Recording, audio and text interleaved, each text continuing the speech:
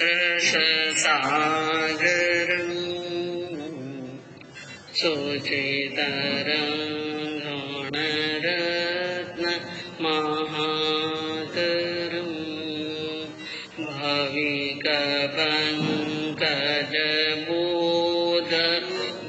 भाविकपङ्कजबोधदिवाकरं प्रतिदिनं प्रणमामि दिनेश्वरं प्रतिदिनं प्रणमामि दिनेश्वरं। सर्वज्ञ सर्वदर्शी शरण तीर्थंकर अहिंसा के अवतार विश्व वंदनीय शासनपति श्रवण भगवान वर्धमान महावीर के पावन चरणों में कोटि कोटि वंदन। हृदय की अनंत अनंत आस्था के केंद्र, संयम धन के दाता, संसार सागर से तिरने का सन्मार्ग बताने वाले पूज्य गुरु भगवंत श्रवण सूर्य दिव्य विभूति 1008 श्री मर्दर के श्री मृत्युमल जी महाराज साहब के पावन चरणों में कोटि कोटि वंदन। अहिंसा दिवाकर लोकमान्य संत शेरे राजस्थान वरिष्ठ प्रवर्तक पूज्य गुरुदेव श्री रूप चंद जी महाराज साहब के पावन चरणों में कोटि कोटि वंदन। मरुधरा भूषण संत शिरोमणि पूज्य प्रवर्तक गुरुदेव श्री सुकन मुनि जी महाराज साहब के पावन चरणों में कोटि कोटि वंदन। साधना की प्रतिमूर्ति सद्गुणों की उपासिका सरल मना शांत दांत गंभीरा गुरुवरिया महासती श्री सज्जन कंवर जी महाराज साहब के पावन चरणों में कोटि कोटि वंदन। धर्म प्रेमी बंधुओं, शीलवती माताएं बहनों, आपके सामने उत्तराध्ययन सूत्र की स्वाध्याय, समूह शरण का वर्णन और दूसरे अध्ययन की सारभूत बात आपने श्रवण की। और हमारे बड़े सौभाग्य हैं कि ऐसी परम कल्याणकारी महावीर की वाणी का हमें शरण मिला और सुनने का अवसर प्राप्त हुआ। और समय समय पर ऐसे पावन प्रसंग जुड़ते रहते हैं जिसमें हम चाहे जितनी अपनी आत्मा को पावन कर सकते हैं। और कल नवपद जी की ओली प्रारंभ हो रही है, नवपद जी की ओली प्रारंभ हो रही है। और इस ओली के अंदर 9 दिन तक आयम्बिल तप करना, 9 दिन आयम्बिल तप। भगवान महावीर ने तप का बहुत बड़ा विस्तार बताया आगमों के अंदर, जिसके अंदर एक तपस्या है आयम्बिल की तपस्या। किसकी तपस्या है? आयम्बिल की तपस्या। और हमारे यहाँ पर आयम्बिल की तपस्या का भी बहुत बड़ा महत्व बताया। अमुक अमुक टाइम के अंदर अमुक अमुक समय और तिथि में आयम्बिल करके कई प्रकार के कर्मों की निर्जरा कर सकते हैं। और नवपद जी की ओली का मुख्य तप है आयम्बिल तप। वो बहुत बड़ा महत्व विगय है और विगयों का त्याग करना। आयम्बिल में क्या होता है? सबसे पहले विगय का त्याग, लुका आहार ग्रहण करना। लुका आहार ग्रहण करने का एक बहुत बड़ा फल तो यह है कि कफ कम होता है। शरीर में कफ हो तो किसी की कफ प्रकृति हो तो जरूर आयम्बिल करना। जरूर क्या करना? आयम्बिल करना। एक टाइम खाना आयम्बिल करना। अगर किसी को लगे कि मैं एक टाइम खा करके आयम्बिल करके दिन नहीं निकाल सकता हूँ तो विगय का त्याग करो। किसका त्याग करो? विगय का त्याग करो। जितना विगय का त्याग करेंगे कफ एकदम कम होगा। और एक आयम्बिल करने के 1 अरब वर्ष नारकी का आयुष टूटता है और देवता का शुभ आयुष बंधता है। और आयम्बिल से शास्त्रकारों ने कहा कि शरीर कांतिमान होता है। और ये होली पर्व साल में 2 बार आता है। कितनी बार आता है? आशोज के महीने में और चैत के महीने में। और आशोज और चैत का महीना ऐसा है जो ऋतुएं परिवर्तन होती हैं, उस समय आहार शुद्धि का विशेष ध्यान रखना चाहिए। आशोज महीने में और चैत महीने में आहार तो करना पड़ता है, करेंगे, आप भी करेंगे, हम भी करेंगे। लेकिन इन 2 महीनों के अंदर चैत और आशोज में आहार शुद्धि का विशेष ध्यान रखेंगे तो 12 महीना शरीर हमारा क्या रहता है? स्वस्थ और शरीर में रक्त विकार की बीमारी अगर किसी के ज्यादा हो तो आशोज के महीने के अंदर ये जो आयमिल के दिन चलते हैं उस समय विगयों का क्या करना चाहिए? त्याग। और शरीर स्वस्थ है तो आयमिल जरूर करे, 9 दिन लगातार करे। 9 दिन लगातार न हो तो एक दिन छोड़ करके एक दिन करे, और एक दिन छोड़ करके एक दिन करे। और अगर एक दिन के अंदर आयमिल के अंदर और आयमिल बिल्कुल ही न होता हो तो विगयों का क्या रखे? हाँ, बहुत जरूरी हो तो एकाध विगय का सेवन करो, बाकी कोई विगय का सेवन मत करो। और इस प्रकार स्वास्थ्य की शुद्धि, शरीर की शुद्धि होती है। और आयम्बिल से बहुत बड़े बड़े फल प्राप्त किए, जिसका वर्णन आगमों के अंदर सर्वज्ञ भगवान महावीर ने किया है। अंतकृत दशांग सूत्र आपने सुना कि श्रेणिक महाराज की 10 रानियां ने दीक्षा दी। अंतिम का जो अध्ययन है 8वां वर्ग, 8वें वर्ग में 10 अध्ययन चले। उन 10 अध्ययन में 10वां अध्ययन महाशयन कृष्णा महासती का, जिसने आयम्बिल तप किए 14.25 वर्ष तक। कितने? हाँ, वर्धमान आयम्बिल तप, 1 आयम्बिल करके उपवास, 2 आयम्बिल करके उपवास, 3 आयम्बिल करके उपवास, ऐसे 100 आयम्बिल करके उपवास किया, जिसमें 14.25 वर्ष लगे। संपूर्ण कर्मों की निर्जरा की, केवल ज्ञान, केवल दर्शन प्राप्त किया और मोक्ष के अंदर पधार गई। तो अंतकृत दशांग में सूत्र में आपने वर्णन सुना। और एक बार भगवान महावीर के समव शरण के अंदर उपस्थित हुए, यानी राजगिरी नगरी के सम्राट श्रेणिक भगवान के दर्शन करने के लिए गए। और पता नहीं उनके मुंह से मन में क्या जची, एक बात पूछ ली, भगवान आपके 14,000 शिष्य। कितने? हाँ, 14,000 शिष्यों में उत्कृष्ट करने वाले कौन? 14,000 मुनियों में उत्कृष्ट करने वाले कौन है? तो भगवान ने क्या उत्तर दिया? धन्ना अणगार। और धन्ना अणगार भी 2 हुए, एक काकंदी के धन्ना और एक राजगिरी के धन्ना। लेकिन अनुत्तरो ववाई सूत्र के अंदर भगवान ने जिन महापुरुष का वर्णन किया है वो है धन्ना अणगार। क्या है? हाँ, धन्ना अणगार, जिन्होंने जीवन के अंदर यानी करोड़ों अरबों की संपत्ति त्यागी और 32 सेठानियों का त्याग किया। कितने? 32। एक बार वाणी सुनी और वाणी सुन करके वैराग आया और 32 का त्याग एक झटके में कर लिया। एक को छोड़ना भी बड़ा क्या होता है। हाँ, ऐसी सुंदर ये 32 सेठानियों को छोड़कर एक सेठानी के चारों तरफ आड़े दौड़े फिरते रहते हैं कि इनके जैसी तो कोई है ही नहीं। मैं कहूँ धन्ना अणगार जो बने, उनके 32 इप्य सेठों की लड़कियां यानी इप्य सेठों की पुत्रियों के साथ में शादी हुई थी और कभी उन्होंने जीवन के अंदर दुख नाम की चीज नहीं देखी। लेकिन भगवान की एक वैराग्य वही वाणी सुनी, दीक्षा अंगीकार कर ली, 32 का क्या कर लिया त्याग। और 32 का त्याग करने के बाद में उन्होंने और भी कुछ कई प्रकार का त्याग किया। बेले बेले निरंतर तप पारण उचित आहारो, अरे बड़ी मग काग स्वान नहीं वांछे, खेकिम कंठ उतारो धना मुनि धन मानव भव पायो। 14 वीर सैनिक पूछे वीर जीवा के, उत्तम मुनिवर सारा रज में तज है तरतम जोग, अधिक धनो अणगार धना मुनि धन मानव बेले बेले पारणा न आयम्बिल उचित आहार।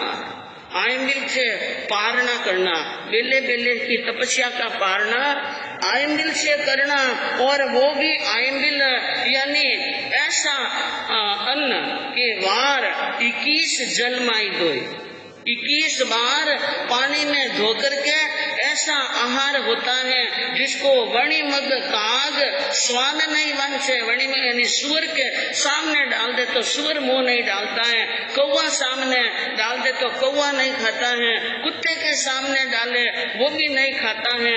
ऐसा आहार कर, और इस प्रकार का आहार करके और आप तपस्या को निरंतर आगे चल रहे हैं।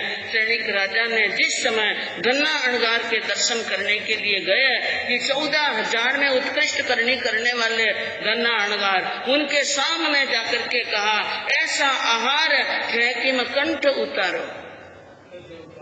हाँ, आप कैसे गले से उतारते हो हे मुनि, आपको धन्य है, आपके त्याग को क्या है, धन्य है। अरे 14,000 मुनिवर माही आपने वीर बखाण्या, अरे दर्शन आपरा प्यारा लागे, मैं पीण आज की छाण्या, धना मुनि धन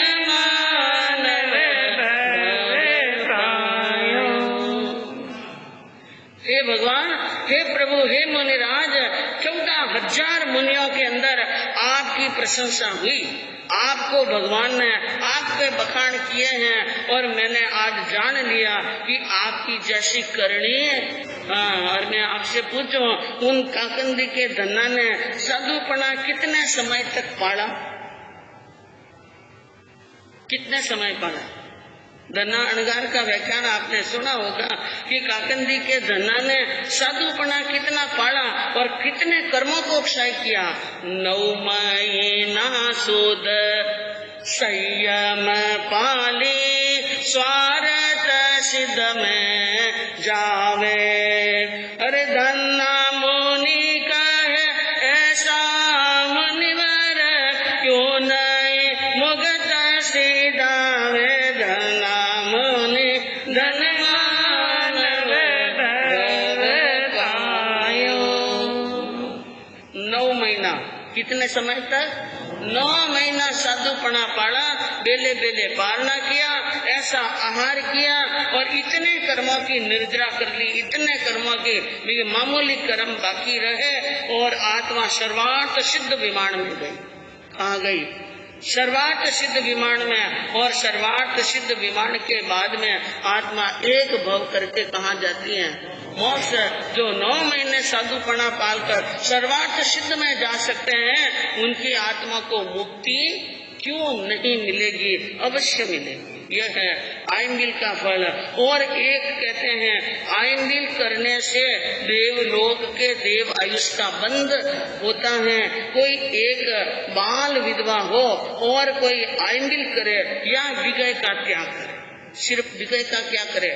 त्याग करे। 64,000 वर्षों की आयुष वाली देवी का आयुष बंध जाता है।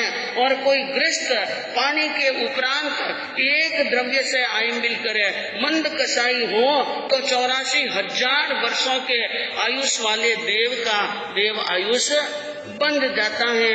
उपवाई सूत्र के अंदर इसका वर्णन आता है और भगवती सूत्र में वर्णन आता है कि आयंबिल करने से संसार यानी पारित संसारी आत्मा हो जाती है। आत्मा संसार सागर से क्या हो जाती है?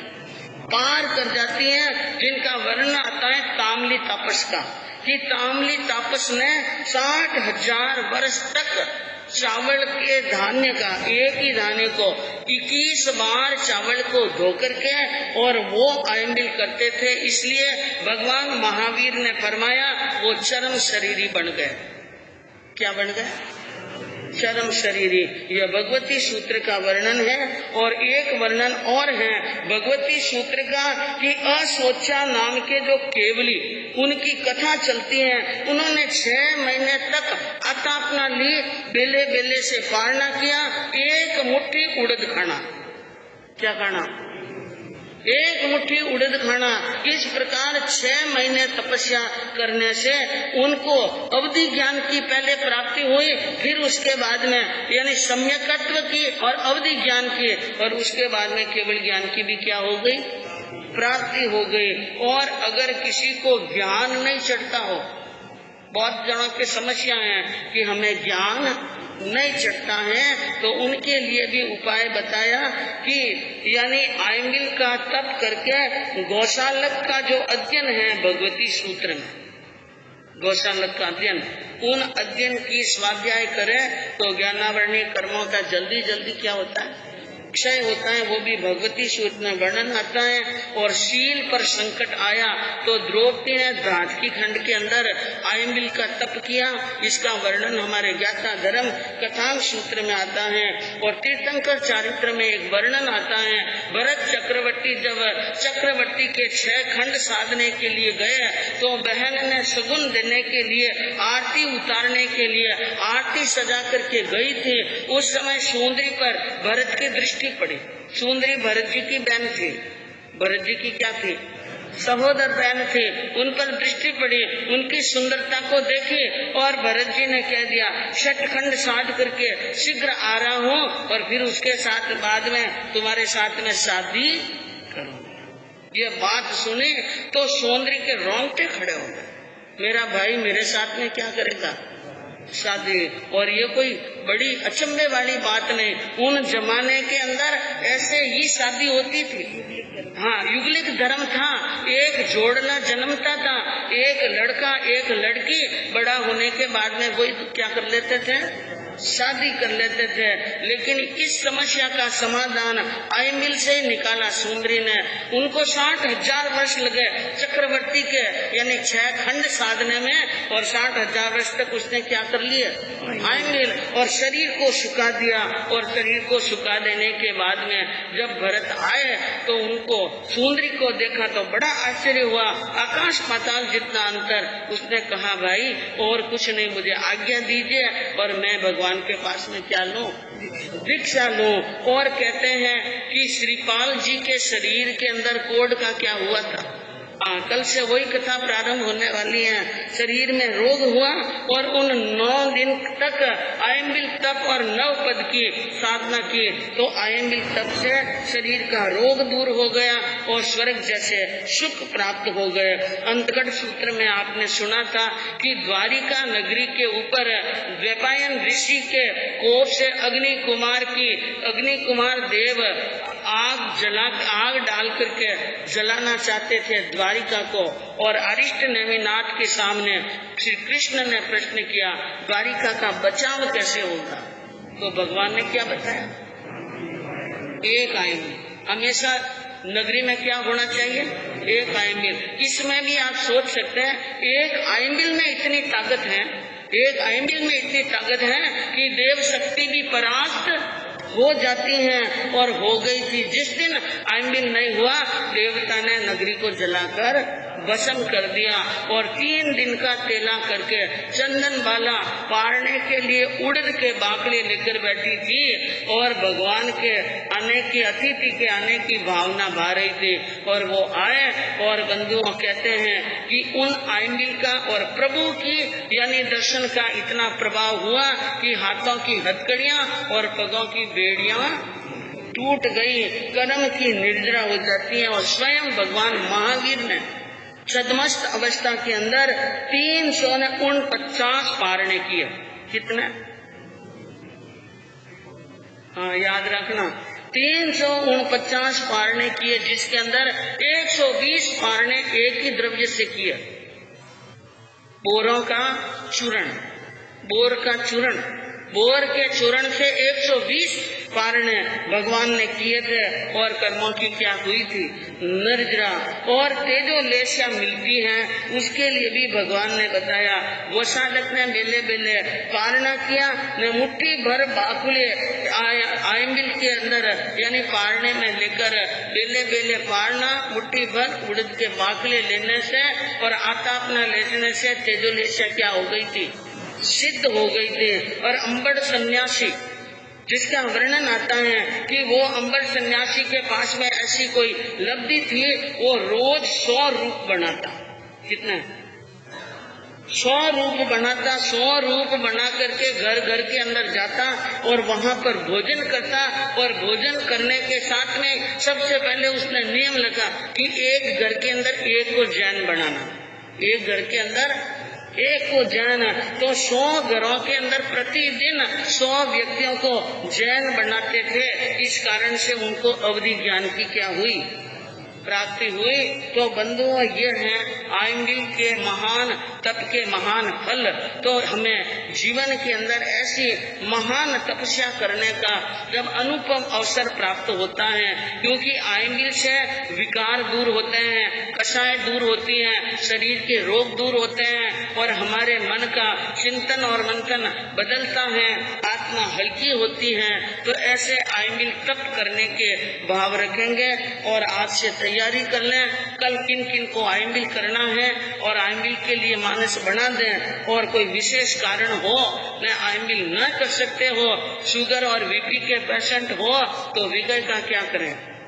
बस ये देखना है कि आज आप कितने जने 9 दिन तक कितने विजय को छोड़ रहे हैं। विजय कितने? 5 न 2 है महाविजय, 5 न 2 7। अब 7 में से कितने विजय छोड़ेंगे? मैं जब तक 10 मिनट में ये पूरी करूं, इनको भी सुन लेना, दिमाग चलाना, क्योंकि 2 आप महाजन लोग हैं, आपके एक साथ में 4 दिमाग चलते हैं।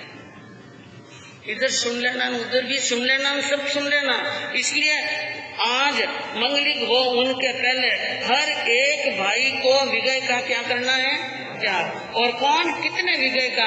कोई 2 विजय का त्याग कर रहा है कि 3 विजय का त्याग कर रहा है कि 4 विजय का त्याग? आराम से 3 विजय तो आराम से हंसते हंसते ही कर सकते हैं। अब सोच लेना, यही है आपकी कसौटी। और हो सके तो 9 दिन क्या करना? आइंबिल करना अच्छी तरह से। तो आपके सामने वर्णन चल रहा था, अंजना सती भाई के घर के पास में खड़ी है और विनती कर रही थी। भाई ने कहा कि बहन, मैं तुम्हें पानी कैसे पिला सकता हूँ, क्योंकि पानी पिलाने के लिए मेरा मन हो भी जाए और मुझे तुझ पर दया आ भी जाए कि तुम बहुत भूखी और प्यासी है, लेकिन मैं पानी भी नहीं पिला सकता हूँ, क्योंकि महाराजा ने आण फिराई है नगरी के अंदर कि कोई भी लोग अंजना और बसंत माला को पानी। ऐसी राजा महेंद्र सिंह ने अपनी नगरी महेंद्रपुरी के अंदर क्या फिरा दी है? आण फिरा दी है। ये बात सुनकर अंजना मूर्छित हो गई और एकदम धरने पर गिर जाती हैं। और उसके बाद में बसंत माला ने ठंडी हवा करके उनको सावचेत किया और सावचेत करने के बाद में, सावचेत होने के बाद में अंजना विचार करने लगी। पिता ने पानी नहीं पिलाया, माँ ने पानी नहीं पिलाया, भाई ने नहीं पिलाया, लेकिन नगर के अंदर ऐसी आण पिताजी ने फिराई है, इसका मतलब नगर में कोई पानी पिलाने वाला। बहुत दुख हुआ अंजना सती को कि एक ही कोई पाप है, ऐसे भी कोई कर्म है कि पूरा का पूरा नगर यानी पानी पिलाने में तैयार नहीं होगा, क्योंकि आण किसकी है? इसलिए उसने अपने पिता को संबोधन करते हुए कहा, हो महाराज श्री क्यों थे आण फिराई,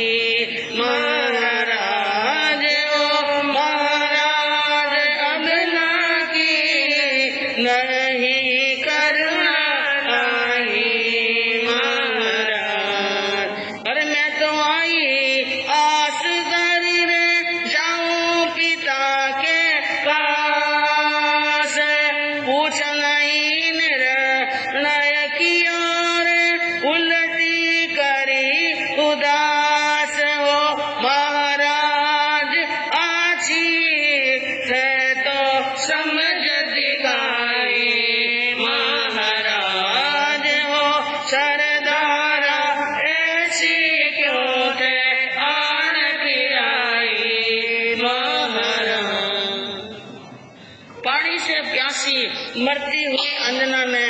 आंखों में आंसू ला करके कहा, हे महाराज, हे पिताश्री, ये भी कोई आण फिराने की है?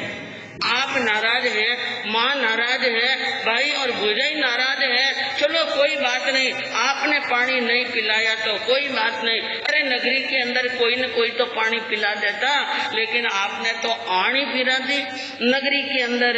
ये अच्छी बात नहीं की। मैं एक अबला हूँ और मैं गर्भवती हूँ, मैं बहुत दुखी हूँ और घर आंगन आए हुए को पानी नहीं पिला सके और ऐसी आण गिरई। मैं तो क्या आश लेकर आई कि पिता के पास में जाऊंगी, बैठकर बात करूंगी, पिता मेरे सासू ससुर को पूछेंगे, निर्णय करेंगे और हो सके तो पवन जी से भी निर्णय कर ले, लेकिन कुछ भी अच्छा नहीं हुआ। अच्छी समझ दिखाई। इतने बड़े राजा जो दुनिया का न्याय करते हैं और पक्ष किसी का यानी न्याय करते वक्त इधर का पक्ष भी सुनते हैं और उधर का भी पक्ष सुनते हैं। दोषी और अपराधी कितना है, दोष कितना है, उनको देख कर दंड और सजा दी जाती है। महाराज इतने उम्र वाले हो गए, आपने क्या समझ दिखाई कि अपनी बेटी के साथ में क्या कर रहे हैं? अरे मैं कहीं लेती आप रहती एकांत जाए, प्रीतम आता सासरे रहता सब समझाए। हे मेरी माय थे तो अद बीच में छिटकाई, महाराज हो सरदारा ऐसे क्यों थे आण फिराई, महाराज। अंजना ने कहा कि मैं यहाँ पर रहती तो आपसे बिना मतलब कुछ मांगने वाली नहीं थी। कहीं पर एकांत में, इतना बड़ा राज्य है, कहीं भी किसी छोटे बड़े गांव के अंदर कहीं भी एक हवेली में रख देते हैं और जब तक मेरे पति यानी युद्ध भूमि से नहीं लौटे तब तक इंतजार कर लेते हैं और एकांत में रख देते हैं। वे यहाँ आते हैं तो बात सारी क्या आ जाती समझ में। लेकिन पिताजी को क्या कहूँ, अरे मेरी जन्म देने वाली माँ को भी इस बात पर क्या नहीं आया, विचार नहीं आया। लेकिन सुन लेना माताजी और पिताजी, आप जो कुछ भी कर रहे हो सरासर अन्याय और आंख मीच कर रहे हो, बिना सोचे समझे कर रहे हो, इनका परिणाम बहुत बुरा होगा। अरे पीछे तुम पछताव सोन, साच कहो नहीं झूठ, ऐसी कह कर सती अंजना चली वहाँ से उठ हो। महाराज मारी आछी शान गमाई, महाराज हो महाराज मारी आछी शान गमाई, महाराज। अंजना ने कहा बाद में बहुत पछताओगे, जब सत्य सामने आएगा तो आपको घोर पश्चाताप करना पड़ेगा। और मैं यह बात बिल्कुल सत्य कह रही हूँ, इसमें 1% भी झूठ नहीं है। अब अंजना ने समझ लिया यहाँ रुकने में कोई मतलब नहीं है, चल यहाँ से उठ गई और कहा महाराज आपने आछी श्यान गमाई, मेरी पूरी श्यान के टक्के कर दिए। इस प्रकार विचार करती हुई जा रही हैं। सखी कहे सती अंजना अतिमति करो विचार। अब वसंत माला ने कहा हे सखी अब ज्यादा सोच विचार मत करो, क्योंकि सोच ज्यों ज्यादा सोचेंगे क्योंकि हमारा दुख क्या होगा बड़ा।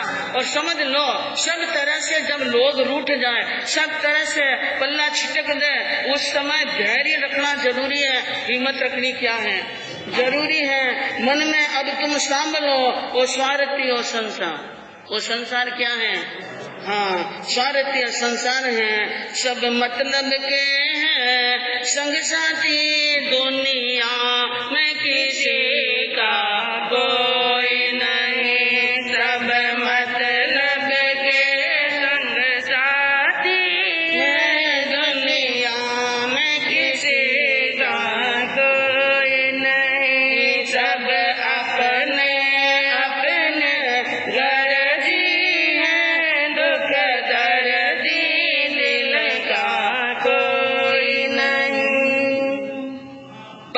वाला ने कहा ये दुनिया मतलब की है, ये बिना मतलब किसी से बात करने वाली नहीं है, कोई किसी का संगी नहीं, कोई किसी का साथी नहीं और कोई अपना नहीं है। ये सब अपने अपने अपने अपने की बात कहते हैं, लेकिन ये कब सपना दिखाते हैं कोई पता चलने वाला नहीं है। बनी बनी के हैं भीड़ू, बनी बनी के जब काम अच्छे बन रहे हो और घर में सुख शांता हो और लक्ष्मी दौड़ रही हो और आनंद मंगल हो रहे हो, तो आपको हाथ मिलाने वाले एक नहीं कितने मिलेंगे, सैकड़ों के सैकड़ों मिल जाएंगे।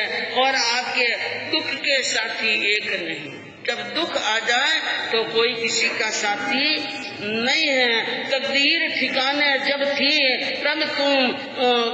तब मुझसे न्यारा एक नहीं। जब तकदीर ठिकाने पर होती है तो आपसे प्यारा और आपसे न्यारा और अनोखा कोई है ही नहीं। और जब मेरा मेरा करते थे अब तेरा प्यारा कोई नहीं। उस समय सब मेरा मेरा करते हैं, लेकिन तकदीर के रूठने के बाद में कोई किसी का सगा नहीं है। तो बसंत माला अब और अपनी सखी को क्या समझाती हैं और सखी क्या करती हैं, आगे क्या कथा बनती है बंधुओं। कल से श्रीपाल चारित्र का वांचन होगा। रस सागरं सोचितरं गौणरत्न महातरं पंकजबोध दिवाकरं प्रतिदिनं प्रण